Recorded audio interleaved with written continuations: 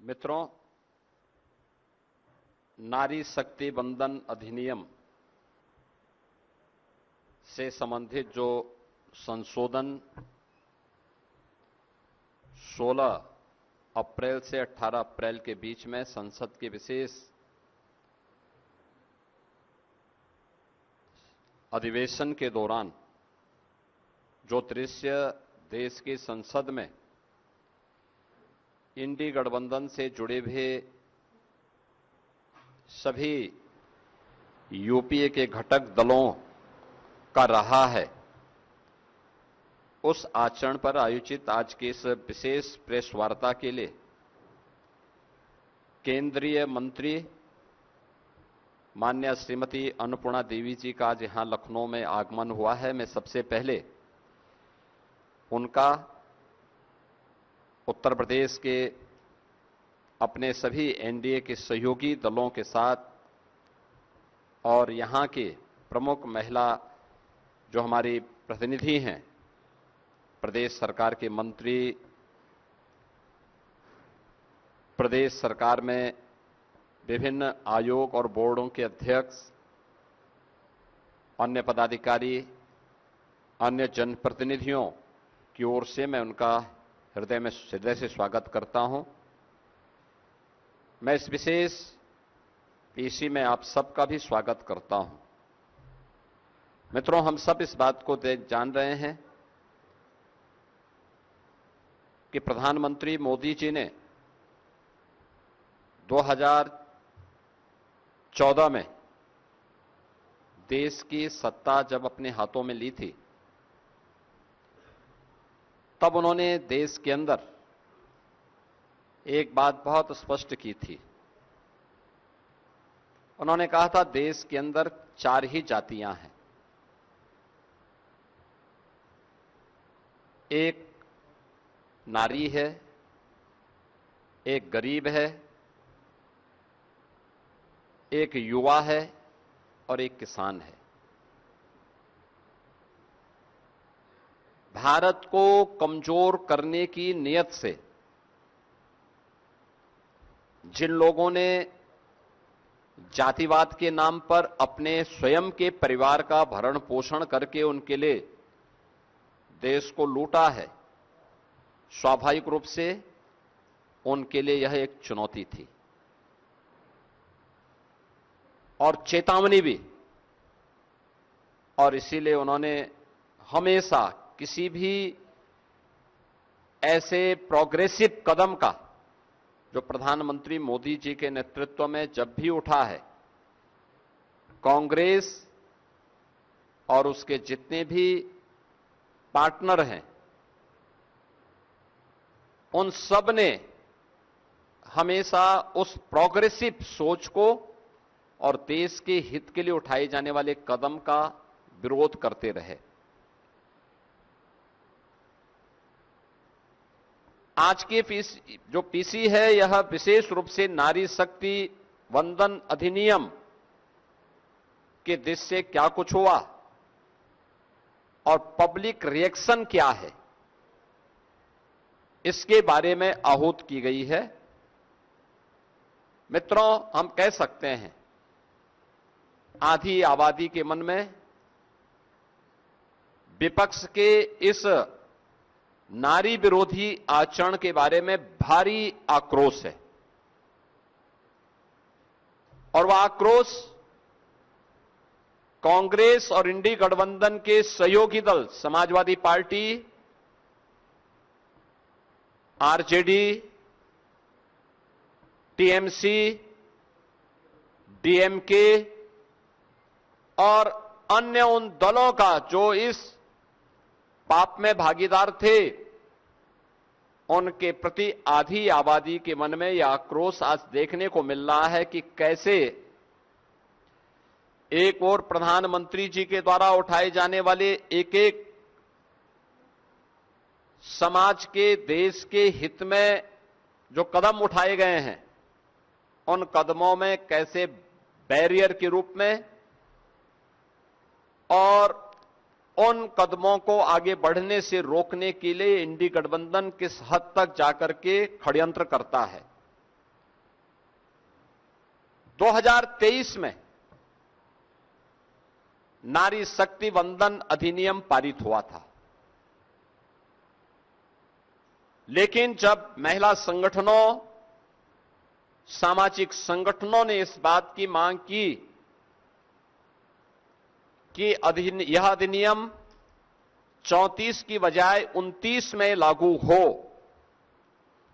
तो उनकी मांग के अनुरूप प्रधानमंत्री जी ने सभी पक्षों से विचार विमर्श करने के उपरांत यूनियन गवर्नमेंट नारी शक्ति वंदन अधिनियम 2023 में आवश्यक संशोधन लेकर के आई।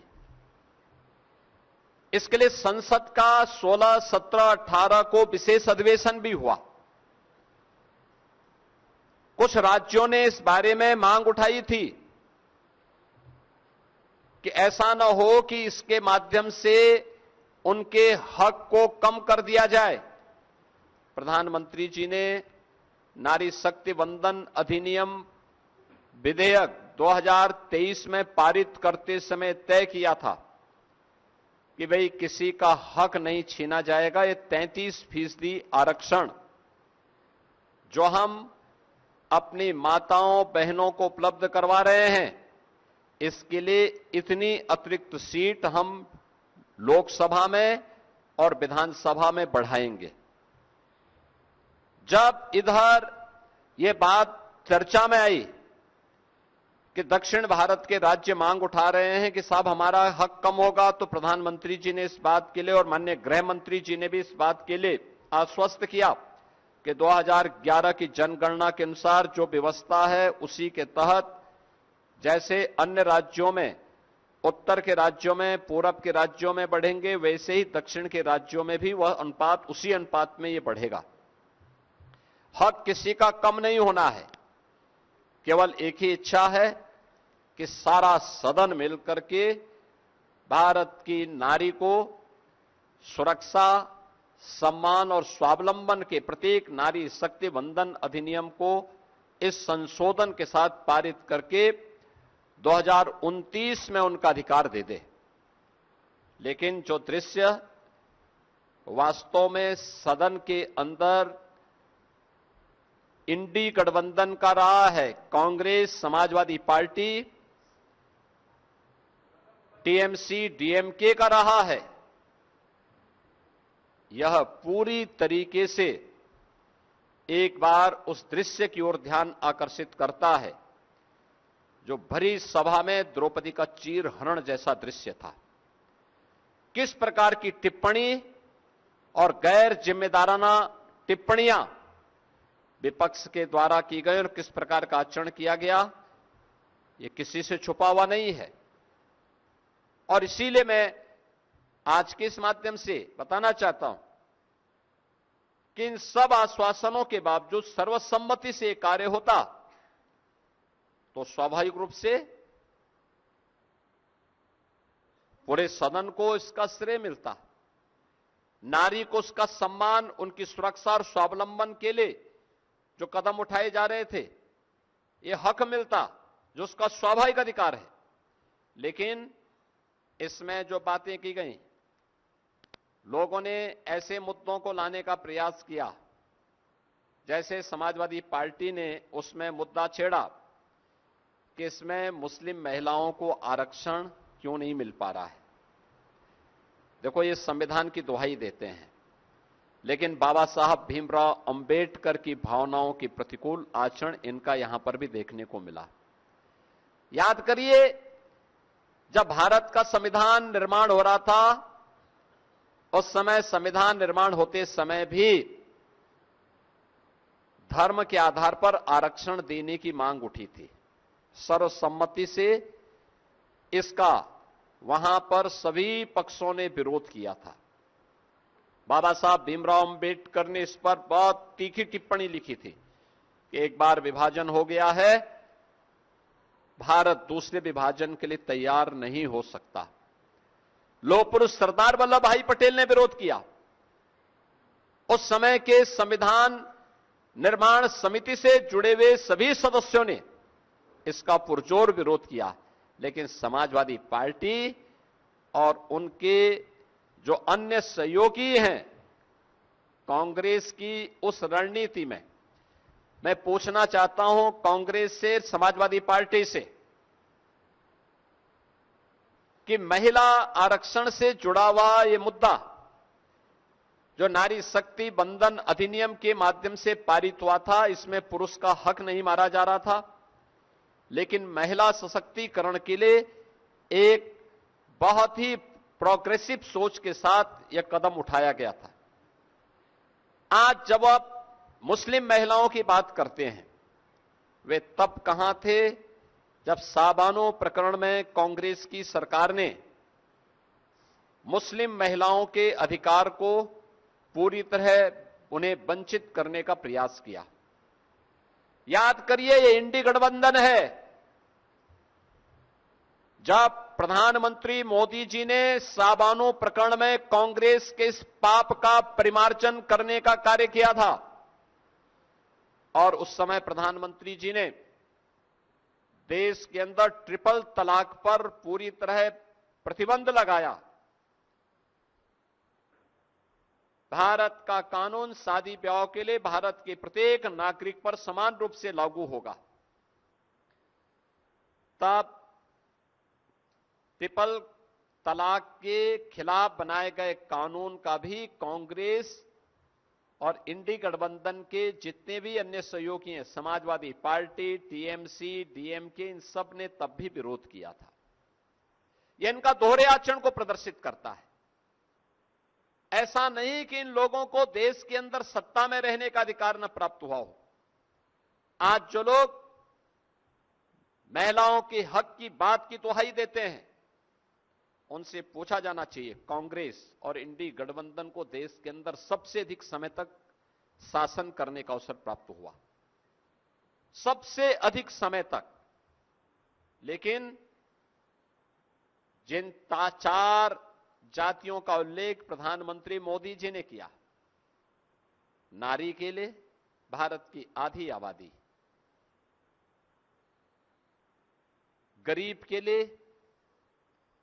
अन्नदाता किसान के लिए और युवा के लिए कोई भी अच्छी सोच, अच्छे प्रोग्राम, प्रोग्रेसिव सोच को कभी भी इंडी गठबंधन कभी भी आगे नहीं बढ़ा पाया, कभी नहीं आगे बढ़ाया। प्रधानमंत्री मोदी जी जब देश के अंदर 2014 में उन्होंने सत्ता संभाली थी, इसके बाद उन्होंने प्रत्येक तबके के लिए जो कार्य आगे बढ़ाए, बिना भेदभाव के, स्लोगन व्यक्ति, जाति, मत और मजहब नहीं था, क्षेत्र और भाषा नहीं थी, मुद्दा था सबका साथ, सबका विकास, सबका प्रयास और सबका विश्वास। इस सब को लेकर के एक साथ चलने की बात थी। सर्वे भवन्तु सुखिनः, सर्वे सन्तु निरामया, इस भाव के साथ उन्होंने अपने कदम को आगे बढ़ाया। नारी शक्ति के लिए किए जाने वाले प्रयास में याद करिए, बेटी बचाओ बेटी पढ़ाओ का पहला प्रस्ताव पारित करते हैं। बेटी की रक्षा होगी, भ्रूण हत्या नहीं होगी, लिंगानुपात अगर कहीं विषम है उसको सही करेंगे। देश के अंदर उन्होंने इसको लागू किया। मातृवंदना योजना मातृत्व रक्षा के साथ जोड़ने का कार्य किया। बेटी गर्भ में भी सुरक्षित रहेगी और उसका बाहर आने पर उसका टीकाकरण हो, इसके लिए भी उन्होंने इंद्रधनुष जैसे प्रोग्राम चलाए। परिणाम क्या रहा? मातृ मृत्यु दर और शिशु मृत्यु दर में बेहतरीन रिजल्ट सामने आए। ये कदम प्रधानमंत्री जी के द्वारा उठाए गए उन कदमों का हिस्सा है। बेटी को शिक्षा में अधिकार मिलना चाहिए। जब डबल इंजन की सरकार उत्तर प्रदेश में आई, हम लोगों ने मुख्यमंत्री कन्या सुमंगला योजना चलाई। बेटी पैदा होने के साथ ही उसके नाम पर एक निश्चित धनराशि उसके अकाउंट में जाती है। बेटी 1 वर्ष की होगी, सभी प्रकार के टीकाओं से आच्छादित है, एक निश्चित राशि उसके अकाउंट में जाती है। बेटी पहली क्लास 5 वर्ष की होगी और पहली क्लास में जाएगी, रजिस्ट्रेशन के साथ ही वह निश्चित धनराशि उसके अकाउंट में चली जाती है। बेटी 5वीं पास करके 6ठी में जाएगी, रजिस्ट्रेशन के साथ ही एक निश्चित धनराशि उसके अकाउंट में जाती है। बेटी 8वीं पास करेगी, रजिस्ट्रेशन के साथ ही एक निश्चित धनराशि उसके अकाउंट में जाती है। यानी जन्म लेने से लेकर के हाई स्कूल तक की पढ़ाई और उससे ऊपर की पढ़ाई के लिए 25,000 का पैकेज उस बेटी को उत्तर प्रदेश सरकार की, उत्तर प्रदेश के डबल इंजन की एनडीए की सरकार उपलब्ध करवा रही है। 26 लाख बेटियां वर्तमान में इस योजना से लाभान्वित हो रही हैं। 17 के पहले इस प्रकार की कोई स्कीम यूपी के अंदर नहीं थी। मातृवंदना योजना, जो प्रधानमंत्री मातृत्व रक्षा करने के लिए जो स्कीम प्रधानमंत्री जी ने दी, इस स्कीम के अंतर्गत हर वर्ष 500 से 600 करोड़ रुपए उन माताओं को उपलब्ध करवा रहे हैं जो सुरक्षित गर्भ जिनका रहे और आने वाली पीढ़ी सुरक्षित हो, स्वस्थ हो। वह अभियान मजबूती के साथ यूपी के अंदर, देश के अंदर वर्तमान में चल रहा है। याद करिए, महिला सशक्तिकरण के लिए अगर किसी परिवार के पास आवास नहीं है तो सबसे ज्यादा पीड़ित होती है उस परिवार की महिला। किसी परिवार के पास शौचालय नहीं है, सबसे ज्यादा पीड़ित होती है उस परिवार की महिला। जिस परिवार के पास उज्ज्वला योजना का कनेक्शन नहीं था, बरसात में या अन्य सीजन में उस परिवार को भोजन बनाने के लिए न केरोसिन उपलब्ध हो पाता था और न ही ईंधन का कोई उपलब्ध हो पाता था। भीगी हुई लकड़ी में या कोयले में भोजन बनाने के लिए मजबूर होती थी, या गोबर के गोईठे में, सूखे हुए गोबर में भोजन बनाने के लिए मजबूर होना पड़ता था। आंखों में आंसू होते थे, लंग्स खराब होता था। पहली बार हुआ देश के अंदर 12 करोड़ परिवारों के लिए एक एक शौचालय बना। ये शौचालय स्वच्छता का तो मानक तय किया ही, नारी गरिमा की रक्षा भी इस शौचालय ने की है प्रधानमंत्री मोदी जी के कारण। तमाम संक्रामक बीमारियां होती थीं, इंसेफ्लाइटिस उनमें से एक है। स्वच्छ भारत मिशन के कारण आज उस बीमारी को हम नियंत्रित करने में सफल हुए। 4 करोड़ गरीबों के लिए एक एक आवास बना। हर नारी अपने बच्चों को और अपने परिवार को एक सुरक्षित छत देने में सफल हो सकती है। यह प्रधानमंत्री आवास योजना के माध्यम से आज देखने को मिला है। उत्तर प्रदेश में 65 लाख लोगों को इस सुविधा का लाभ प्राप्त हुआ। 65 लाख गरीब परिवारों को इस सुविधा का लाभ प्राप्त हुआ है। इसी प्रकार से अगर आप देखेंगे, उज्ज्वला योजना में कनेक्शन, देश के अंदर 11 करोड़ परिवार इस योजना का लाभान्वित हुए हैं। और उत्तर प्रदेश के अंदर, देश के अंदर 11 करोड़, उत्तर प्रदेश के अंदर 1 करोड़ 90 लाख परिवार इस योजना से लाभान्वित हुए हैं। यानी लंग्स की बीमारी से भी मुक्ति, किसी भी सीजन में एलपीजी की समस्या नहीं होगी, इसकी भी गारंटी ये मोदी की गारंटी के तहत उन्हें उपलब्ध हो पाई। ऐसे ही घरौनी स्कीम के अंतर्गत जिस घर में, जहां पे किसी गरीब का घर ग्रामीण क्षेत्र में बनता था, वहां पे लगभग 95 से 98% लैंड एक ग्राम की आबादी की लैंड होती थी। किसी गरीब का घर उजड़ता था, दोबारा मकान नहीं बनाने दिया जाता था। दबंग लोग उस पे हावी होते थे। पहली बार भारत के इतिहास में हुआ है जब 3 करोड़ परिवारों को ग्रामीण अभिलेख, घर के अभिलेख उपलब्ध हुए हैं। उनमें से 1 करोड़ से ज्यादा लोगों को अकेले उत्तर प्रदेश के अंदर अभिलेख प्राप्त हुए प्रधानमंत्री मोदी जी के कारण। और ये जितने भी घरौनी दिए गए हैं, ये घर की महिला सदस्य के नाम पर दिए गए हैं। याद करिए, देश के अंदर 50 करोड़ लोग आयुष्मान भारत की सुविधा का लाभ प्राप्त कर रहे हैं। उत्तर प्रदेश में 10 करोड़ लोग सीधे सीधे इस योजना का लाभ प्राप्त कर रहे हैं। यानी उत्तर प्रदेश आयुष्मान भारत में 5 लाख रुपए की स्वास्थ्य बीमा का कवर। परिवार में कोई बीमार होता था, प्रताड़ित और पीड़ित महिला होती थी, लेकिन वो बेचारी जैसे तैसे कर्जा लेकर के या अपना जेवर गिरवी रख करके पहले की सरकारों में वह उपचार अपने परिवार के सदस्यों की कराती थी। आज 5 लाख का आयुष्मान भारत की गारंटी उसको मोदी जी की गारंटी के रूप में उपचार के लिए उपलब्ध हुआ है। ऐसे ही बेसिक शिक्षा परिषद में यूपी के अंदर 1 करोड़ 90 लाख बच्चों को 2 uniform, bag, book, shoes, sock, sweater, ये सभी उपलब्ध करवाने का कार्य डबल इंजन की सरकार उन्हें उपलब्ध करवा रही है। बेटी शादी योग्य हो गई है। मुख्यमंत्री सामूहिक विवाह योजना में बेटी की शादी के लिए 1 लाख रुपए देंगे। अब तक हम 6 लाख से अधिक बेटियों की शादी इस स्कीम के अंतर्गत कर चुके हैं।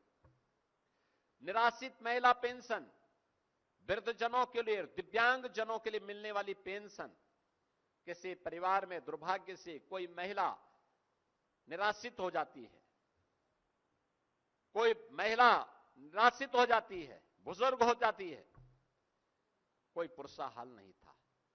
आज मुझे बताते हुए प्रसन्नता है कि डबल इंजन की सरकार 1 करोड़ 6 लाख से अधिक निराश्रित महिलाओं, वृद्धजनों और दिव्यांग जनों को 12,000 रुपए सालाना पेंशन की सुविधा का लाभ उपलब्ध करवा रही है।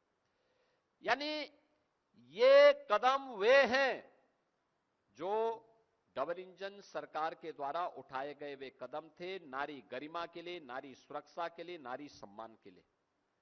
उत्तर प्रदेश के अंदर पिछले 9 वर्ष के अंदर हम लोगों ने 9 लाख से अधिक सरकारी नौकरी उपलब्ध कराई है, जिनमें लगभग 1.25 लाख केवल बेटियां भर्ती हुई हैं। यूपी पुलिस 1947 से लेकर 2017 तक यूपी पुलिस में महिला कार्मिकों की संख्या मात्र 10,000 थी, और आज मुझे बताते हुए प्रसन्नता है कि यूपी पुलिस में महिला कार्मिकों की संख्या वर्तमान में 44,000 से अधिक है। ये संख्या बताती है महिला सुरक्षा, महिला सम्मान और महिला स्वावलंबन के लिए उठाए गए कदम। एसएचजी के माध्यम से प्रदेश में 1 करोड़ से अधिक महिलाएं आज आर्थिक स्वावलंबन के साथ जुड़ी हुई हैं। लखपति दीदी के माध्यम से आज वे आर्थिक स्वावलंबन का लाभ ले रही हैं। वीसी सखी के माध्यम से आज वे आर्थिक स्वावलंबन के साथ जुड़ करके लोगों के लिए प्रेरणा बनी हुई है। बलेनी मिल्क प्रोड्यूसर हो, आगरा, लखनऊ, वाराणसी, गोरखपुर में मिल्क प्रोड्यूसर के कार्यक्रम ये आर्थिक महिला स्वावलंबन के बेहतरीन उदाहरण हैं। ये चीजें दिखती हैं जब सरकार के द्वारा कोई इनिशिएटिव लिया जाता है तो उसके परिणाम भी सामने आते हैं, उसको उस रूप में आगे बढ़ाया जाता है। ओडीओपी स्कीम के अंतर्गत, one district one product scheme के अंतर्गत वर्तमान में 96 लाख एमएसएमई यूनिट यूपी के अंदर कार्य कर रहे हैं। ये 96 लाख एमएसएमई यूनिट में कार्य करने वाली आधी आबादी महिलाओं की है। 21,000 से अधिक स्टार्टअप काम कर रहे हैं। डबल इंजन सरकार के प्रयास का परिणाम है कि आधे से अधिक स्टार्टअप हमारी नारी शक्ति के द्वारा संचालित है। पिछले 11-12 वर्ष में प्रधानमंत्री मोदी जी के नेतृत्व में कौन ऐसा सेक्टर है जिसमें महिलाओं को नेतृत्व न मिला हो?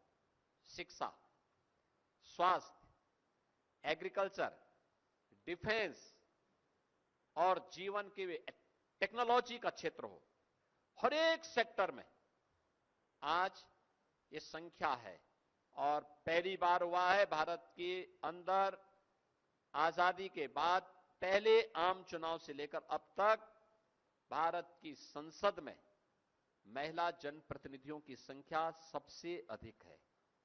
यह संख्या वर्तमान में लगभग 15% है।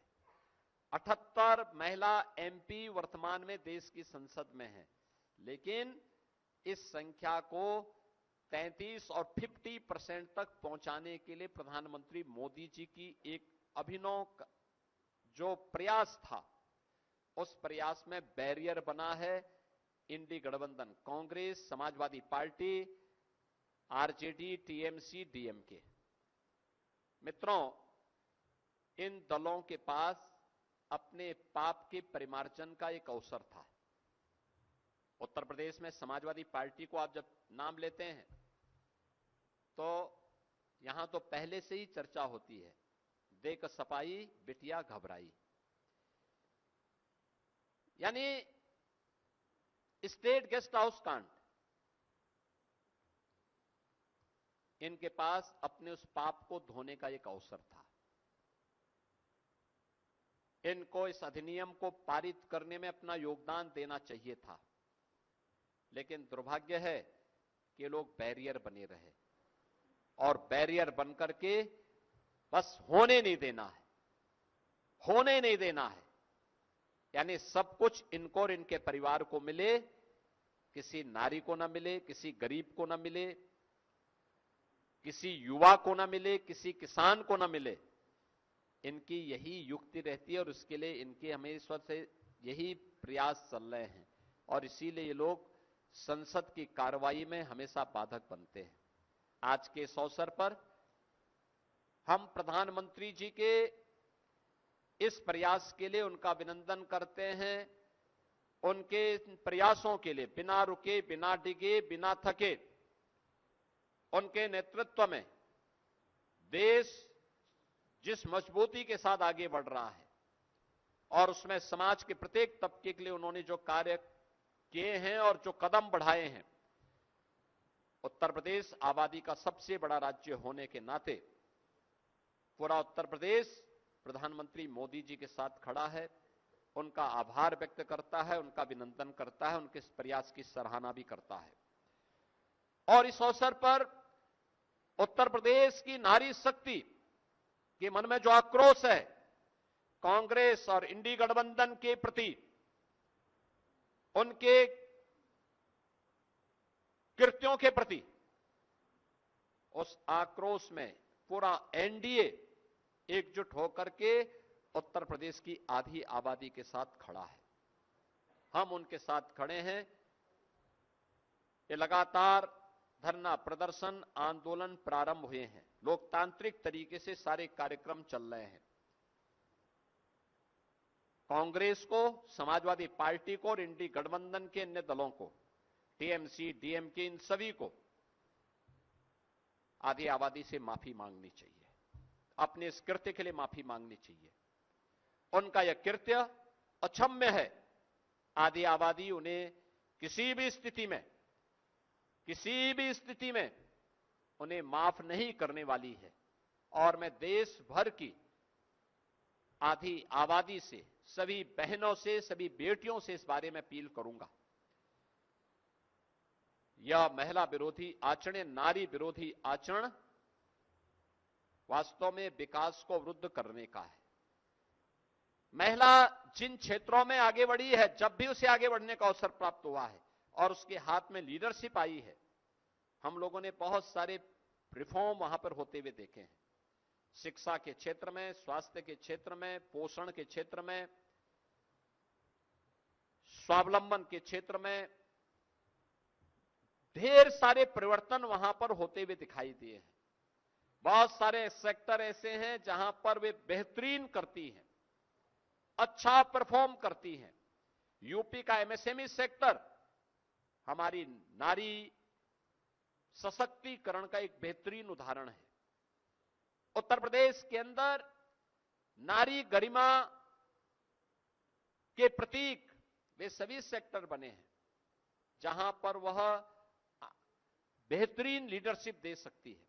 और आज का यह अवसर उसी दृष्टि से अत्यंत महत्वपूर्ण है कि उनकी इस लीडरशिप को इंडी गठबंधन ने बाधित किया है। उसमें बैरियर बनी है। कांग्रेस और समाजवादी पार्टी और उनके अन्य सहयोगी दलों का यह कृत्य अक्षम्य है। भारत की नारी शक्ति कभी भी इसको स्वीकार नहीं करेगी, बर्दाश्त नहीं करेगी और इसके खिलाफ नारी शक्ति के द्वारा जो भी कदम उठाए जाएंगे, पूरा एनडीए गठबंधन उनके साथ खड़ा है। आज की इस प्रेस कॉन्फ्रेंस के माध्यम से हम सब इस बात के लिए उत्तर प्रदेश की अपनी सभी बहनों को, सभी बेटियों को इस बात के लिए आश्वस्त करते हैं कि उनके द्वारा जो भी कदम उठाए जाएंगे, हम उनके साथ में कदम से कदम मिला करके चलेंगे और उन्हें हर प्रकार का सपोर्ट देंगे, संबल देंगे। मैं आज के इस अवसर पर, आज की इस विशेष प्रेस कॉन्फ्रेंस में आप सब आए, दिल्ली से अपने व्यस्ततम समय से निकाल करके यहां पर केंद्रीय महिला और बाल विकास विभाग मंत्रालय की मंत्री माननीय अन्नपूर्णा देवी जी यहां पर आई हैं। मैं उनका हृदय से स्वागत करता हूं और विश्वास दिलाता हूं कि कांग्रेस और उनके सहयोगियों के इस प्रकार के कृत्य के खिलाफ नारी शक्ति जो भी कदम उठाएगी, पूरा एनडीए गठबंधन, जिसमें हमारे प्रदेश अध्यक्ष जी भी यहां पर आए हैं, अपना दल है, सुहेलदेव राजभर पार्टी, निषाद पार्टी, राष्ट्रीय लोक दल, ये सभी एनडीए के जितने भी हमारे सहयोगी हैं, सभी लोग आज यहां पर आए हैं। उत्तर प्रदेश सरकार की महिला और बाल विकास विभाग की मंत्री के साथ साथ हमारी महिला आयोग, महिला कल्याण निगम, महापौर, जनप्रतिनिधि के रूप में, लखनऊ की जनप्रतिनिधि के रूप में श्रीमती जयदेवी जी, ये सभी लोग आज की इस प्रेस कॉन्फ्रेंस में यहां पर मौजूद हैं और इनके द्वारा जो भी आगे निर्णय लिया जाएगा, पूरे का पूरा एनडीए गठबंधन इनके साथ मिलकर के, उनके साथ कदम से कदम मिला करके नारी गरिमा की रक्षा करने के लिए पूरा सहयोग और अपना सपोर्ट करेगा।